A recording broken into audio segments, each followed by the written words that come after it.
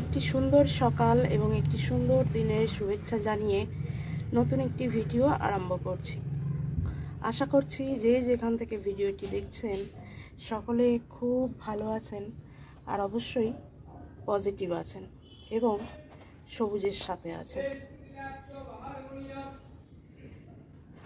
এর আজকের যে ভিডিওটি করছি এর ঠিক আগের ভিডিওতেই আলোচনা করেছিলাম ব্লাইন্ড শুট নিয়ে।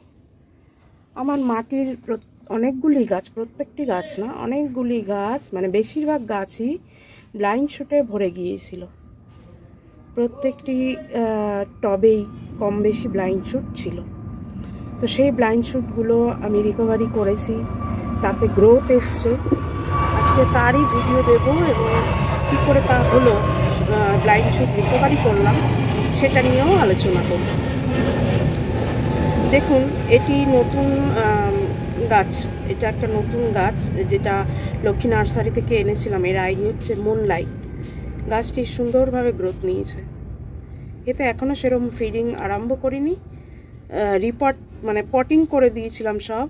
গ্রো ব্যাগ থেকে পটিং করার পর একটা ফাঙ্গিসাইড স্প্রে করে রেখেছিলাম।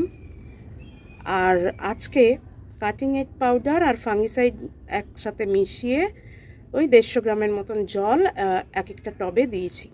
মানে অকেশন বাড়িতে যে গ্লাসগুলো হয় না প্লাস্টিকের, ওই প্লাস্টিকের পুরো 1 গ্লাস জল দিইনি, একটু কম, দেখলাম 150 গ্রাম জল হচ্ছে।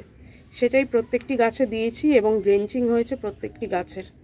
সুন্দর গ্রোথ নিয়েছে। এবার চলুন ব্লাইন্ড শুটের গাছগুলোর কি চেহারা একটু দেখি। এই গাছটি দেখুন, প্রত্যেকটি লাল পাতা এবং সাথে কুড়ি নিয়ে রিকভারি করে গেছে। এটি হলুদ ভ্যারাইটিটা, এর আইডি তো জানি না। কুড়ি ছিল, 5টা মাত্র কুড়ি ছিল। দেখুন লালচে লালচে পাতায় পুরো রিকভারি করেছে গাছটি। এই দেখুন পুরো গাছটি রিকভারি করেছে সুন্দর করে। ফিডিং যা বলেছিলাম 1 সপ্তাহে ওই ফিডিংটাই করিয়েছিলাম, সেই কারণেই সুন্দর গ্রোথ নিয়েছে। আর এই ফুলটি পুরো ব্লুমিং হয়ে গেছে। এটা আরও বড় হয়। যেহেতু এই গাছটিতে ব্লাইন্ড শুটের সমস্যা ছিল তাই একটু ছোট হয়েছে, আরও বড় হয়। তবে প্রত্যেকটি ব্লাইন্ড শুট ছেড়ে গেছে, ছেড়ে নতুন করে লাল পাতা বের হচ্ছে।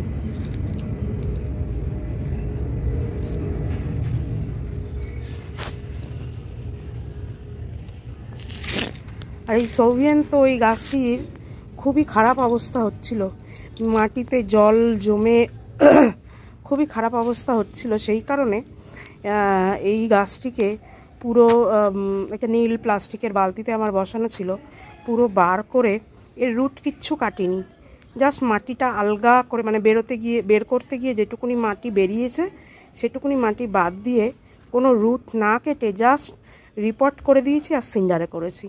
তা নইলে গাছটিকে হয়তো বাঁচাতেই পারতাম না।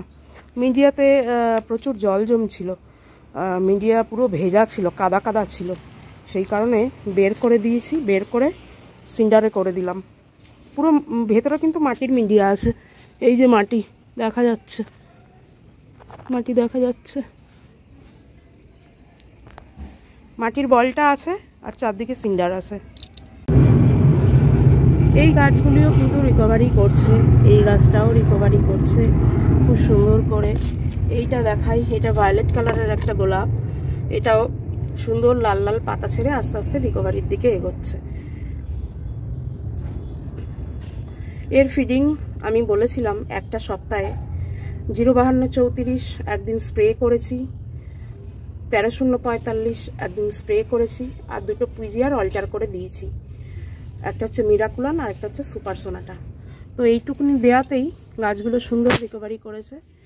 আর সপ্তাহে একদিন করে এদের রুট ট্রিটমেন্ট করব। এখন এই ফুলগুলো কাল পরশু নাগাদ ফুটবে। এখন আর কুড়ি কাটবো না, কারণ ভালোই ঠান্ডা পড়ে গেছে।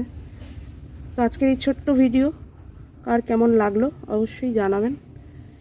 ভিডিওটি পছন্দ হলে, যদি কিছু ভালো লেগে থাকে, যদি কিছু ইনফরমেটিভ মনে হয়, তাহলে অবশ্যই লাইক করবেন এবং